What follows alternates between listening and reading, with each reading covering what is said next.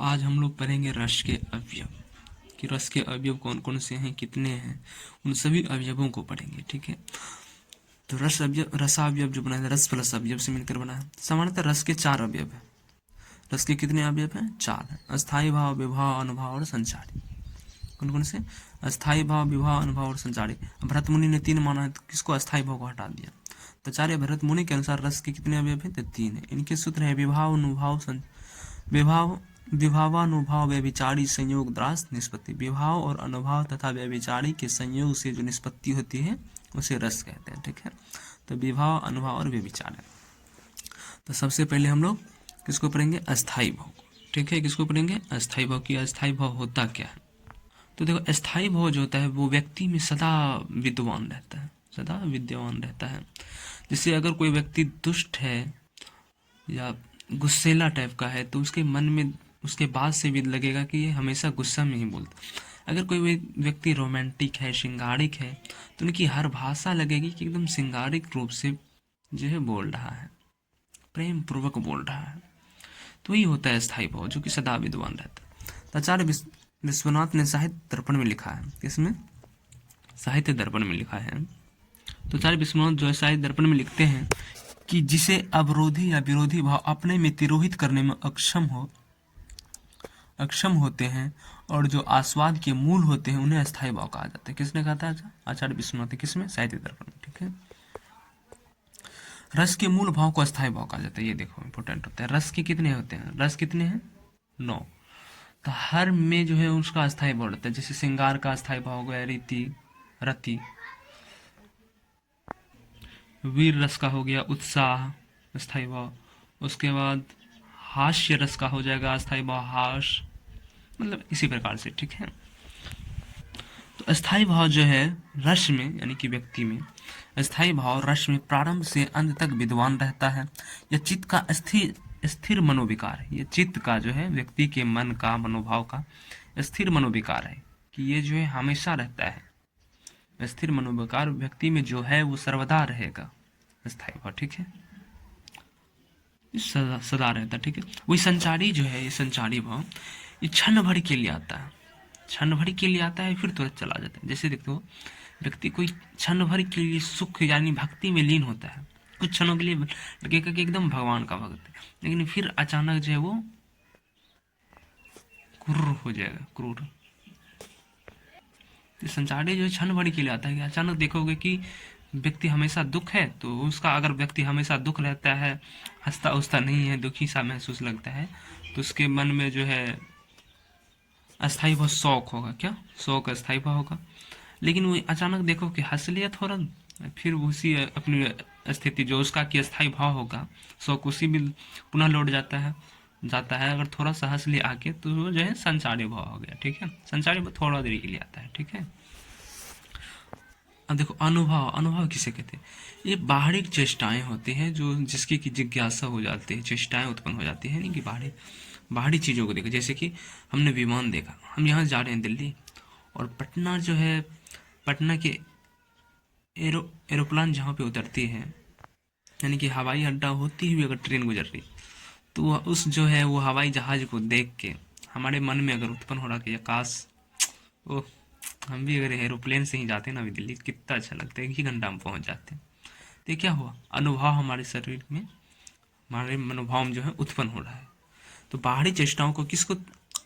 Aeroplane को देख के हमारे मन में जो है मनोभाव उत्पन्न हुआ, वो एरोप्लेन से ही जाते ना तो कितना अच्छा रहता। तो ये अनुभव हो गया। और विभाव क्या हुआ? अब विभाव देखो, ये सब जितने चीज बताएं वो सब इम्पोर्टेंट है। एक बार फिर से सुनो। अस्थायी भाव क्या होता है? अस्थायी भाव वह है जो मनुष्य में, मानव में, जीव में जो है सदा विद्यमान रहता है। ठीक है, जो कि प्रारंभ से अंत तक रहता है। और यह जो है मनुष्य का और मनुष्य के चित्त का, यानी मानव के चित्त का अस्थिर मनोविकार है, जो कि कभी नहीं बदलता। ठीक है, और विभाव क्या होता है? तो विभाव का अर्थ होता है, तो विभाव का अर्थ जो होता है वी और भाव, यानी विभाव का अर्थ होता है भाव। विभाव का क्या अर्थ होता है? विभाव।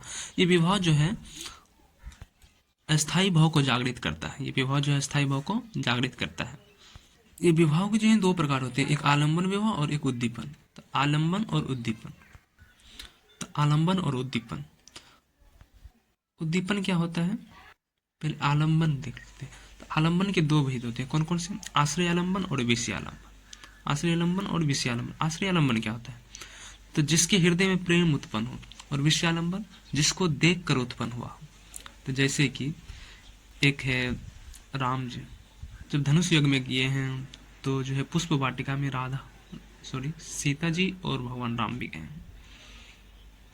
तो वहां पर जो पुष्प वाटिका में भगवान राम को जो है सीता जी देख रहे हैं, लुक छुप के देख रही हैं, और ऐसा इतना मनमोहक रूप है भगवान राम का कि सीता के हृदय में प्रेम उत्पन्न ले लिया।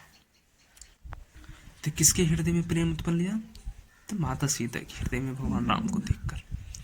तो सीता जी जो यहाँ आश्रय हो गया, और किसको देखकर, तो विषय कौन है, जिसको देखकर प्रेम उत्पन्न हुआ वो भगवान राम है। तो भगवान राम जो विषय है, क्योंकि भगवान राम को ही देखकर तो प्रेम उत्पन्न हुआ है ना, तो विषय कौन हो गया, भगवान राम हो गया। अगर भगवान राम के हृदय में प्रेम उत्पन्न हो जाता माता सीता को देख करके, तो यहाँ पर जो है सीता विषय हो जाती। किसको देखकर वो प्रेम उत्पन्न हो रहा है, तो सीता जी। तो सीता क्या हो गया, सीता क्या हो जाता है, विषय हो जाता, और भगवान राम जिसके हृदय में उत्पन्न हो रहा है वो आश्रय हो जाता है, और जिसको देखकर हो रहा है वो विषय हो जाता है, विषयालंबन। ठीक है। और उद्दीपन क्या होता है, तो आश्रय के मन में, यानी कि जिसके मन में प्रेम उत्पन्न होगा उसके हृदय में भाव को उद्दीप्त करने, उसके हृदय में भाव को उद्दीप्त करने यानी कि बढ़ाने के लिए जो बाह्य वातावरण यानी बाह्य चेष्टाएं हैं उसे उद्दीपन कहते हैं। ठीक है। जैसे कि बसंत ऋतु में एक नायिका और नायिका की जो है प्रेम में मिलन का उद्दीपन हो जाता है, यानी मिलने की आकांक्षाएं बढ़ जाती है, वही क्या हो गया, बाह्य उद्दीपन यानी उद्दीपन हो गया। ठीक है। अनुभव और संचारित तो समझा ही दिए पहले।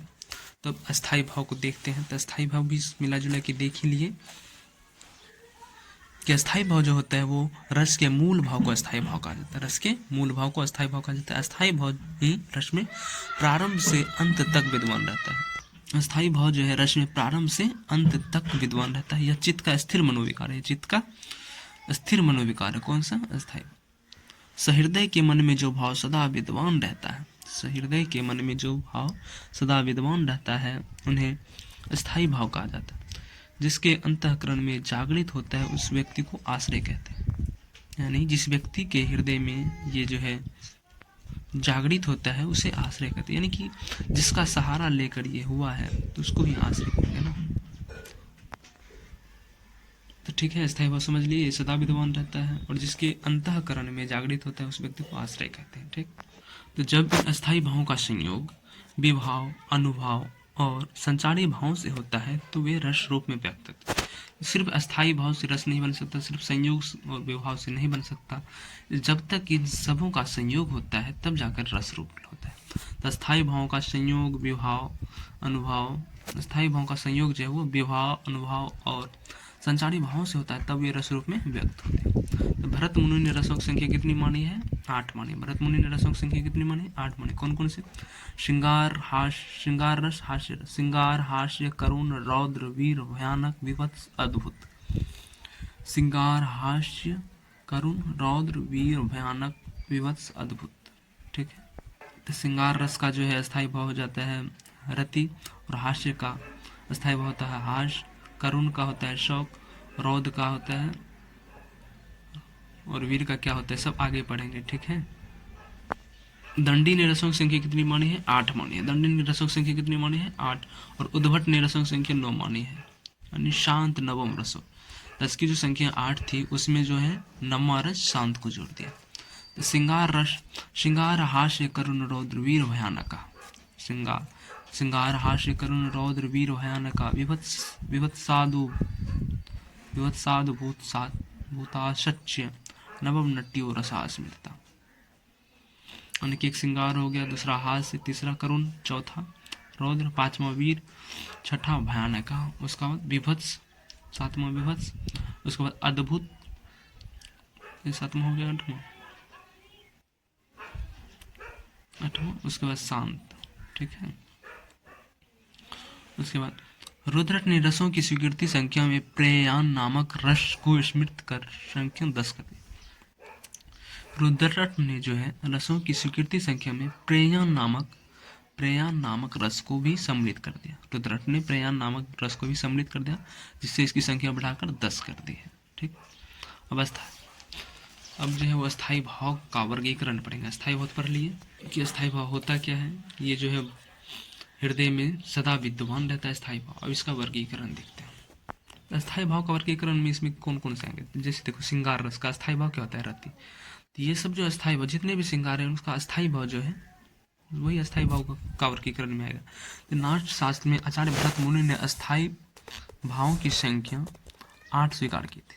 नाट्य शास्त्र में जो आचार्य भरत मुनि ने अस्थाई भाव की संख्या कितनी मानी थी, 8 स्वीकार की थी। और रस की भी संख्या कितनी मानी है, 8। तो 8 रस माना तो भाव भी, अस्थाई भाव भी कितना मानेंगे, 8। परवर्ती आचार्यों ने, यानी कि बाद के आचार्यों ने इसकी संख्या बढ़ाकर 9 कर दी। आचार्य बिस्मार्क ने साहित्य दर्पण में लिखा है, क्या लिखा है, रतिहराश्च शौकच्च क्रोधोत्साहो भयं तथा जुगुप्सा विस्मयचित्तोमष्टो प्रोक्ता समोऽपि च। यानी कि रति हो गया, कौन चीज, रति हो गया अस्थाई भाव, ह्रास हो गया अस्थाई भाव, सच्चे शौक हो गया, क्रोधोत्साह, क्रोध और उत्साह हो गया, भयम यानी कि भयानक, भयम यानी कि भयानक रस का होता है, जुगुप्सा विस्मयच्योत्थानम प्रोक्ता समो यानी शांत पीछा। रति किसका अस्थाई भाव है, श्रृंगार का। हास्य किसका है, हास्य का। शोक किसका है, करुण का। क्रोधोत्साह, आदि, ठीक है। तो चलो पढ़ते हैं रति। रति ये किसका अस्थाई भाव है, श्रृंगार रस का जो अस्थाई भाव है रति। रतिर्मनोकुलर्थे, रतिर्मनोकुलर्थे मानसः प्रायणितम। रतिर्मनोकुलेर्थे मानसः प्रायणितम। रति का अर्थ है प्रीति, प्रेम अथवा अनुराग। रति का क्या अर्थ है, तो प्रीति, प्रेम अथवा अनुराग। तो मन का प्रिय यानी कि अनुकूल वस्तु के विषय में प्रेम उन्मुख न हो। मन का प्रिय जो है वस्तु के विषय में प्रेम पूर्ण उन्मुख भाव, प्रेम पूर्ण जो भाव का नाम है वो रति है। अर्थात प्रेम सा मन का आद्र हो जाना ही रति कहलाता है। प्रेम से मन का आद्र हो जाना ही क्या कहलाता है, रति कहलाता है, ठीक है। ये श्रृंगार रस का स्थायी भाव, रति जो है ये श्रृंगार रस का स्थायी भाव। नायक नायिका अथवा प्रेमी प्रेमिका का परस्पर प्रेम ही रति कहलाता है। नायक नायिका अथवा प्रेमी प्रेमिका का परस्पर प्रेम ही रति कहलाता है। तो नायक नायिका एवं प्रेमी प्रेमिका के परस्पर प्रेम जो होता है वो रति कहलाता है, यानी कि उसका जो स्थायी भाव वो रति है, ठीक है। हास्य वागादिवे कीर्तिश्चित्तो विकासो, वागादिवे कीर्तिश्चो विकासो हास्यसत्य। तो वागादिवे कीर्तिश्चो विकासो यानी कि वाणी, अंग तथा वेशभूषा, अर्थात वाणी, अंग तथा वेशभूषा की विकृति देखकर, यानी कि विचित्र आकृति या विचित्र रचना। तो वाणी किसी की वाणी या किसी का अंग या किसी की वेशभूषा की आकृति देखकर, विकृत को देखकर जो विकार उत्पन्न होता है, उसे हास कहते हैं। उसे क्या कहते हैं, हास कहते हैं। तो हास जो एक अस्थाई भाव है, ये हास जो एक अस्थाई भाव है, हास रस का अस्थाई भाव हास है। ये हास जो है वो हास्य रस का अस्थाई भाव है, ठीक है। अब शौक को पढ़ते हैं। शौक इष्टानाशदिभ्यो वैकलव्यम शौक शब्द भाकम, यानी इष्टानाशदिभ्य सच्चत्यो वैकलव्यम शौक शब्द भाग, अर्थात अपने प्रियजन, बंधु बांधव अथवा वैभव आदि का विनाश हो जाने।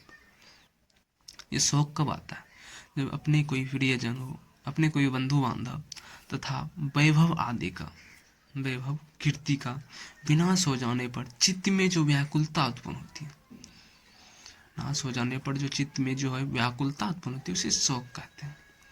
ये शौक जो है करुण रस का स्थायी भाव, करुण रस, करुणामयी, करुणामयी जो होता है उसका स्थायी भाव क्या होता है, शौक होता है। किसी न किसी उस शौक ग्रस्त रहता है तभी करुण रस आता है, ठीक है।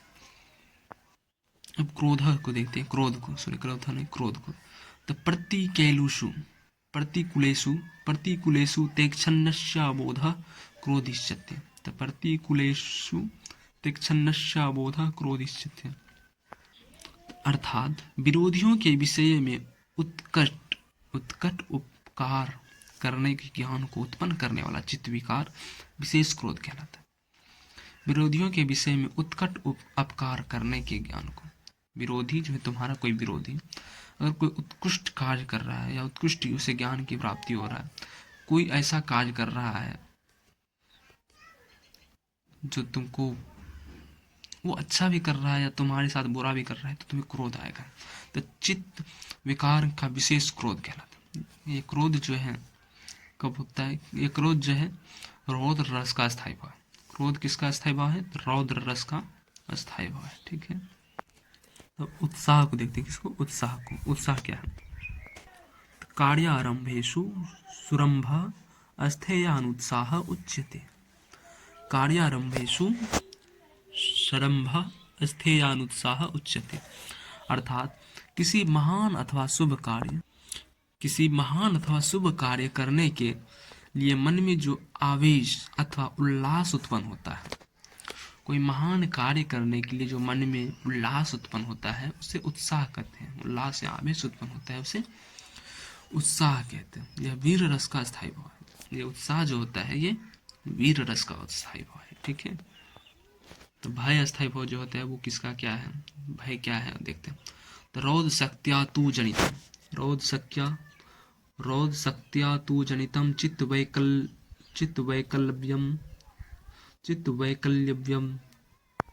चित्तवैकल्यव्यम दम भयम। रौद्र शक्यता तु जनितम चित्तवैकल्यदम भयम, अर्थात शत्रुओं के तीव्र सामर्थ्य के दर्शनों से, अर्थात भय क्या होता है? शत्रुओं के तीव्र सामर्थ्य के दर्शन से उत्पन्न चित्त की व्याकुलता को करने वाला मनोविकृति विशेष का भाव ही भय है। परम अनर्थ की विशेषता का अभाव होने पर यही भय त्रास नामक व्यभिचारी भाव है। तो देखो भय क्या होता है? जब तुम्हारा कोई शत्रु है, वो अत्यंत सामर्थ्यवान है कि तुम्हें कभी भी पटक सकता है। जैसे तुम जा रहे हो अचानक जंगल में और डर लग रहा है कि कहीं शेर आके हमला ना कर दे, या शेर आ गया और तुम्हें डर है कहीं हमला ना कर दे, तब तो तुम्हारी जान जा ही सकती है। तो तुम्हारे उत्पन्न क्या हो रहा है? वो भय उत्पन्न हो रहा है। या किसी राजा, एक निर्बल राजा है और एक जो है बहुत बलवान राजा है, तो निर्बल राजा को हमेशा जो है डर लगा रहता है बड़े राजा से कि कहीं ये हम पे आक्रमण ना करे। अब देखो आलम्बन भी यहाँ पर है। कैसे कौन सा आलम्बन? तो निर्बल राजा जो है डर लग रहा है किसको देखकर? बड़े राजा को। तो आश्रय कौन हो गया जी? डर किसको लग रहा है? इसको, निर्बल राजा को। और विषयालंबन कौन हो गया? वो किसको देखकर हो रहा है? बड़े राजा को। तो आलम्बन भी हो गया और यहाँ पर भय भी हो रहा है, श्रृंगार रस का अस्थायी भाव। ये भय जो है भयानक रस का अस्थायी भाव। भय किसका है अस्थायी भाव? भयानक रस। तो भयानक बस है भाई। अब जुगुप्सा, तो दौसे छन दीर्घिज्ञवर्वा जुगुप्सा विषयोद्भव, अर्थात दोष दर्शना आदि के कारण भोग वस्तुओं में उत्पन्न, भोग विलास की वस्तुओं में जो उत्पन्न होने वाली कुत्सा यानी घृणा है, कुत्सा ही जुगुप्सा कहलाते हैं। या विभत्स रस का स्थायी भाव। जुगुप्सा जो है विभत्स रस का स्थायी भाव है। ठीक है, ये क्या है? विस्मय। क्या? विस्मय। ये किसका स्थायी भाव है? तो ये है विविधेषु पदार्थेषु लोक सीमा त्रिवेशु, विविधेषु पदार्थेषु लोक सीमा त्रिवेशु विस्फारश्चित्तसो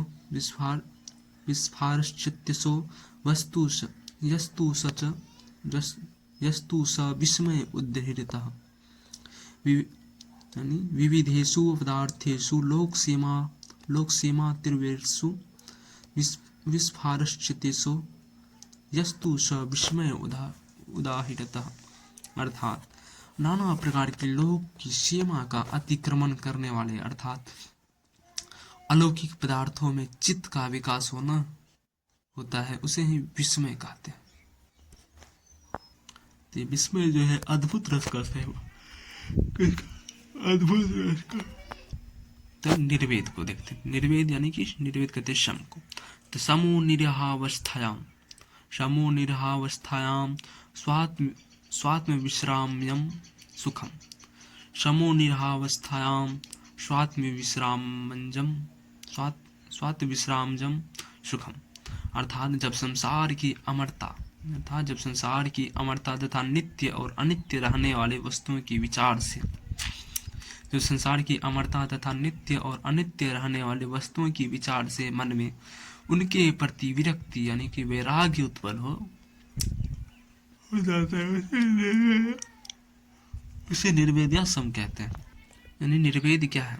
संसार की जो भोग वस्तुएं हैं, कोई भी वस्तु है, उससे जब वैराग्य उत्पन्न हो जाए, घर त्याग दिए, हमें अभी संसारिक मोह माया से कोई चाहत नहीं है, तो जब ऐसा उत्पन्न हो जाता है तो उसमें जो है निर्वेद यानी कि शम, निर्वेद उत्पन्न हो जाते हैं। निर्वेद, और ये शांत रस का अस्थायी भाव है। शांत रस का अस्थायी भाव क्या है? निर्वेद।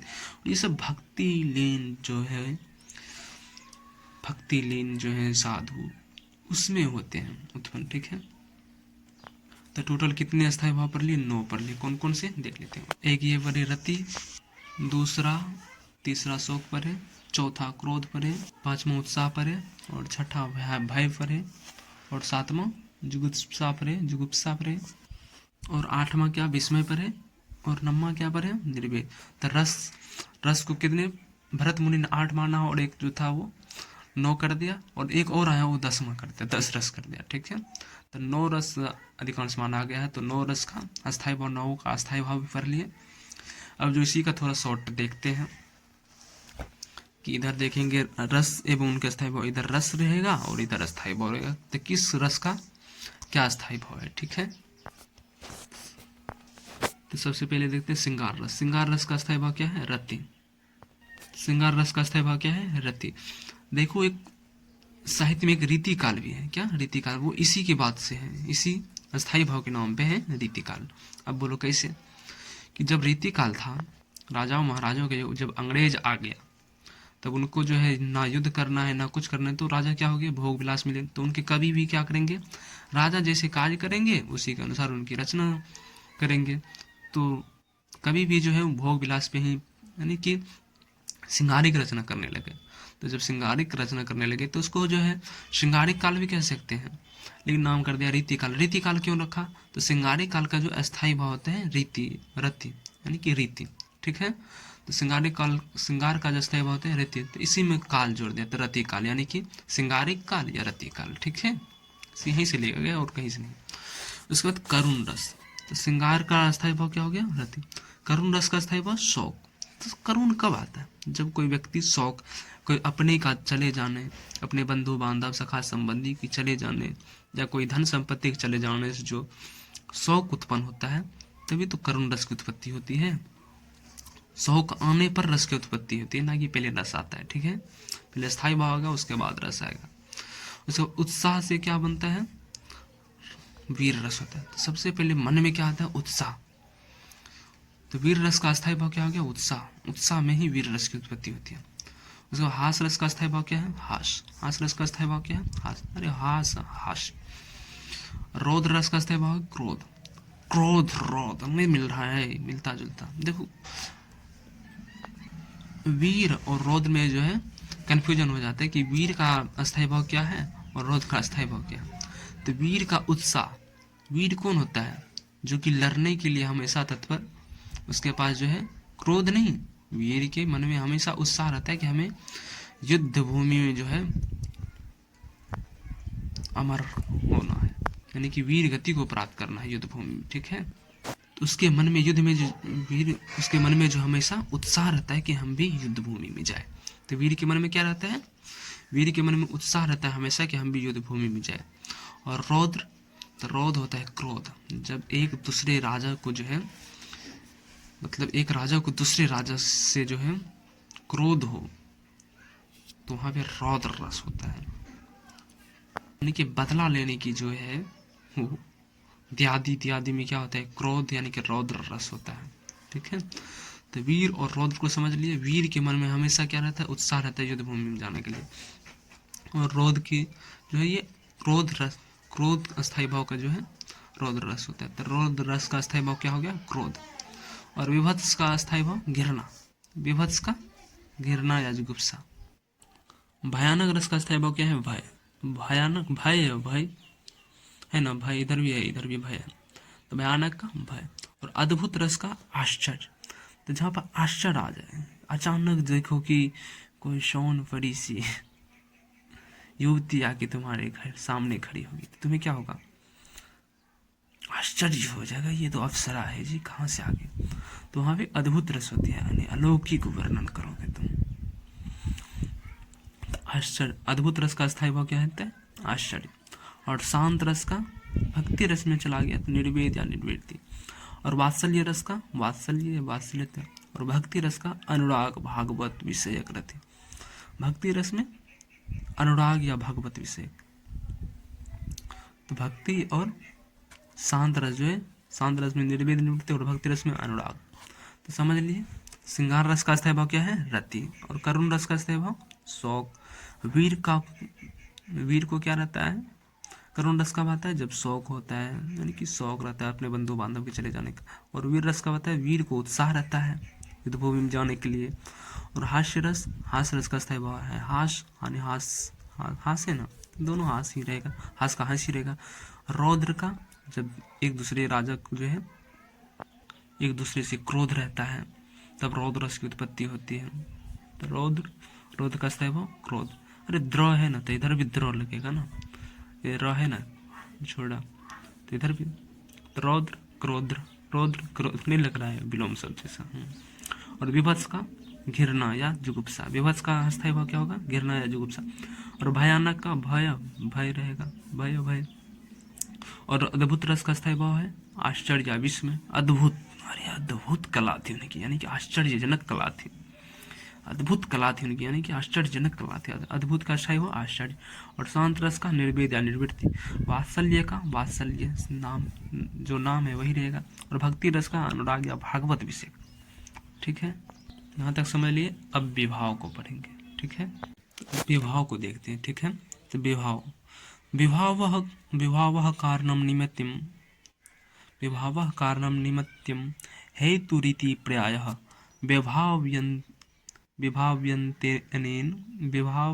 विभाव्यन्तेनेन वांगंगसत्वाभिन्या इति विभावः। अर्थात विभाव से अभिप्राय उन वस्तुओं और विषयों के वर्णन से है जिनके प्रति किसी प्रकार का भाव या संवेदना होती है। तो विभाव से अभिप्राय उन वस्तुओं और विषयों के वर्णन से है जिनके प्रति किसी प्रकार का भाव या संवेदना होती है। अर्थात भाव के जो कारण है उन्हें विभाव कहा जाता है, भाव के जो कारण है उन्हें विभाव कहा जाता है। ठीक है, अस्थायी भाव क्या था, अस्थायी भाव जो है वो अथवा मनोचित्त में हमेशा रहता है, स्थिर जो रहता है वही अस्थायी भाव है। और विभाव जो है वो भाव के जो कारण है उन्हें विभाव कहते हैं। विभाव यानी कि विशेष रूप से जो भाव है, तो भाव के जो कारण है उन्हें विभाव कहते हैं। अस्थायी भावों को जागृत करने के कारण विभाव कहलाते हैं। ये जो है विभाव अस्थायी भाव को जागृत करता है, इसके बिना अस्थायी भाव कुछ नहीं। अस्थायी भावों को जो जागृत करने वाला है वो विभाव ही है, इसलिए कहते हैं अस्थायी भावों को जागृत करने के कारण विभाव कहलाते हैं। ठीक है, विभाव का अर्थ जो है वो विशेष प्रकार का भाव है। विभाव का अर्थ क्या है, विशेष प्रकार का भाव। रति आदि अस्थायी भावों की उत्पत्ति के निमित्त या कारण होने से इसे विभाव कहते हैं। रति आदि अस्थायी भावों की उत्पत्ति के निमित्त या कारण होने से इसे विभाव कहते हैं। ये रस की विशेष रूप से अनुभूति कराते हैं। विभाव जो है रस की विशेष रूप से अनुभूति कराते हैं। ठीक है, विभाव रस का कारण या हेतु है। विभाव बहुत ही इंपॉर्टेंट चीजें हैं। ठीक है, आलंबन और उद्दीपन इसी का भेद है। आचार्य विश्वनाथ ने विभाव को अस्थायी भाव का उद्बोधक कहा है। आचार्य विश्वनाथ जो क्या कहा है, विभाव को अस्थायी भाव का उद्बोधक कहा है। यानी इसके बिना जो अस्थाई भाव कुछ नहीं है। और अस्थाई भाव को जो जागृत करने का कार्य करता है वो क्या करता है, विभाव ही करता है। अगला है कि रत्याद्युद्बोधक लोके विभावः काव्य नाट्यो। किसने कहा, आचार्य विश्वनाथ ने। अर्थात सहृदय के चित्त में स्थिर रति आदि अस्थायी भावों को उद्दीप्त जागृत उद्बुद्ध कराना ही विभाव का कार्य है। सहृदय यानी काव्य के भावों का ग्राहक या पाठक। आचार्य भरत मुनि के अनुसार जो है विभाव का अर्थ विज्ञान। आचार्य भरत मुनि के अनुसार विभाव का अर्थ क्या है, विज्ञान है। यह अस्थायी तथा व्यभिचारी भावों का विशेष प्रकार का प्रतीति कराता है। आचार्य भरत मुनि के अनुसार विभाव का अर्थ विज्ञान है। यह अस्थायी भाव तथा व्यभिचारी भावों का विशेष प्रकार से प्रतीति कराता है और इसका विभावना अभिनय के द्वारा होता है। और इसका विभावना जो अभिनय के द्वारा होता है। ठीक है। आचार्य रामचंद्र शुक्ल के अनुसार, आचार्य रामचंद्र शुक्ल जो है विभाव के बारे में क्या कहा है देखिए। तो विभाव का अभिप्राय उन वस्तुओं या विषयों के वर्णन से है जिनके प्रति किसी प्रकार का भाव या संवेदना होती है। शुक्ल जी ने क्या कहा है कि विभाव का अभिप्राय उन वस्तुओं या विषयों के वर्णन से है जिनके प्रति किसी प्रकार का भाव या संवेदना होती है। विभाव के अभाव में अस्थायी भाव जो है सुषुप्ता अवस्था में रहती है, उसे जगाने का काम विभाव ही करता है। तो विभाव के अभाव में जो अस्थायी भाव वो सुषुप्ता यानी सोया हुआ सा रहता है, उसे जगाने का काम जो करता है वो विभाव ही करता है। विभाव रस का प्रमुख कारण है। रस का प्रमुख कारण कौन सा है, तो विभाव ही है। विभाव के भेद देखते हैं। तो विभाव कितने भेद हैं, दो। कौन कौन, आलंबन विभाव और उद्दीपन विभाव। तो आलंबन और उद्दीपन। तो सबसे पहले हम आलंबन विभाव पढ़ते हैं। ठीक है। तो जिसका सहारा पाकर अस्थायी भाव जगते हैं उसे आलंबन कहते हैं। तो अस्थायी भाव कहाँ जागृत होते हैं, हृदय में ही तो होते हैं ना। श्रृंगार हो यानी कि रति हो, या रौद्र रस का क्रोध हो, कुछ भी हो तो हृदय में जागृत होते हैं ना। तो आलंबन का भी जो जगह होता है वो हृदय ही होता है। तो जिसका सहारा पाकर अस्थायी भाव जगते हैं, जिसका सहारा पाकर अस्थायी भाव जगते हैं उसे आलंबन विभाव कहा जाता है। जिसका आलंबन या आधार लेकर अस्थायी भाव की जागृति होती है उसे जो रस की उत्पत्ति का सजीव कारण है, उसे आलंबन कहा जाता है। आलंबन के भेद देखो कौन कौन से हैं, तो दो भेद हैं, आश्रय आलंबन और विषयालंबन या विषयालंबन। तो आश्रय आलंबन क्या होता है, जिसके हृदय में प्रेम उत्पन्न हो। अगर सीता को देखकर राम के हृदय में प्रेम उत्पन्न हो रहा है तो राम जो है वहाँ पे आश्रय आलंबन हो गया। और किसको देखकर प्रेम उत्पन्न हो रहा है, तो राम को देखकर प्रेम उत्पन्न हो रहा है, तो सीता को देखकर प्रेम उत्पन्न हो रहा है राम के हृदय में, तो सीता क्या हो गया, विषय हो गया। तो किसको देखकर उत्पन्न हो रहा है, तो विषय को ही देख के ना, तो सीता को देखकर होता है, सीता जो है विषय हो गया। तो विषय आलंबन कौन होता है, जिसे देखकर प्रेम उत्पन्न हो रहा है। और देखो पहचानने का नियम, कैसे पहचानेंगे शब्द में कि कौन सा जो है आश्रय है और कौन विषय है। तो यहाँ तो देखो एक राम और सीता दिया हुआ है। तो राम के हृदय में प्रेम उत्पन्न हो रहा है और सीता को देखकर, तो राम आश्रय और सीता विषय। जैसे देखो ये राम है और ये सीता है, तो पुष्प वाटिका में राम और सीता का मिलन हो रहा है। एक तरफ माँ सीता है और दूसरी तरफ राम है।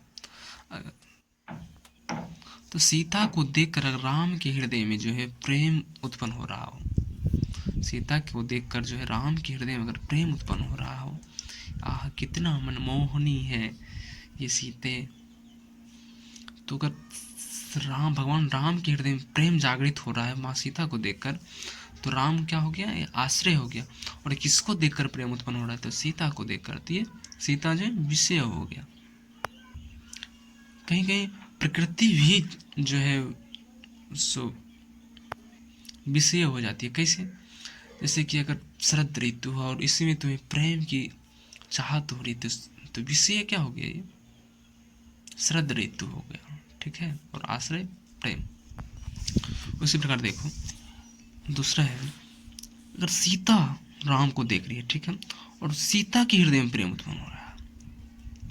सीता राम को देख रही है और देख रही राम को देखकर उसके मन में ख्याल आ रहा है कितना अलौकिक रूप है भगवान राम का। और ये देख के माँ सीता के प्रेम हृदय में प्रेम का जागृत हो गया। तो प्रेम का जागृत कहाँ पे हुआ? तो सीता में। तो सीता में उत्पन्न हुआ तो सीता हृदय हो गया, अति आश्रित हो गया। और किसको देख करके माँ सीता के हृदय में प्रेम उत्पन्न हुआ? तो राम को। तो राम क्या हो गया? विषय विषय हो गया। तो विषय को खासतौर पर आलम्बन भी कह देते हैं, ठीक है। वैसे तो दोनों आलम्बन के ही दो भेद हैं, लेकिन मुख्य रूप से जो आलम्बन वो विषय ही होता है। तो विषय हो गया, विषय आलम्बन या आलम्बन भी कह सकते हैं, ठीक। अब नोट है कि जिसके हृदय में भाव उत्पन्न हो रहे हैं वो आश्रय होता है, और जिसे देख कर हो रहे हैं वो विषय या आलम्बन होता है, ठीक है। विषय आलम्बन या आलम्बन, ठीक। तो अब एक उदाहरण देखते हैं, ठीक है। तो क्या उदाहरण है कि राम को रूप निहारती जानकी कंकन के नगे को परिछाई, याते सबे सुधी भूली गई कर टेकी रही पलटारत नहीं। देखते हैं फिर से एक बार कि राम को रूप निहारती जानकी कंकन के नगे को परिछाई, याते सबे सुधी भूली गई कर टेकी रही पलटारत नहीं। नहीं बोल रहे राम को रूप निहारती जाने, राम के रूप जो है जानकी निहार रही है, कंकन के नगे को पड़, याते सबे सुधी भूल गई। शुद्धि बुद्ध जो है, शुद्ध बुद्ध जो है सब भूल गई। कौन? माँ सीता। और पलटारने से भी नहीं टल रहा है। तो यहाँ पर जो है राम को रूप निहार रही जानकी, तो जानकी जो है राम के रूप निहार के जो है शुद्धि बुद्धि सब भूल गया, यानी उनके हृदय में प्रेम का आलम्बन हो गया। तो किनके हृदय में? माँ सीता के हृदय में तो है जानकी जो ये क्या हो गया? आश्रय हो गया। और किसके रूप को निहार कर? तो राम के रूप को निहार कर तो राम क्या हो गया? यहाँ पे विषय हो गया। तो उक्त पद में राम को देकर सीता के हृदय में श्रृंगार रस की उत्पत्ति हो रही है। तो यहाँ सीता आश्रय है, राम विषय आलम्बन यानी आलम्बन है, यानी सीता आश्रित है राम पर। राम के बिना सीता के हृदय में प्रेम उत्पन्न अभी नहीं होता, लेकिन इस प्रेम का उत्पन्न का जो कारण है, हेतु है, जो विषय है वो कौन है? तो भगवान राम है, ठीक है। रस एवं उनके आलम्बन, क्या? रस एवं उनके आलम्बन। श्रृंगार रंग के आलम्बन कौन कौन होते हैं?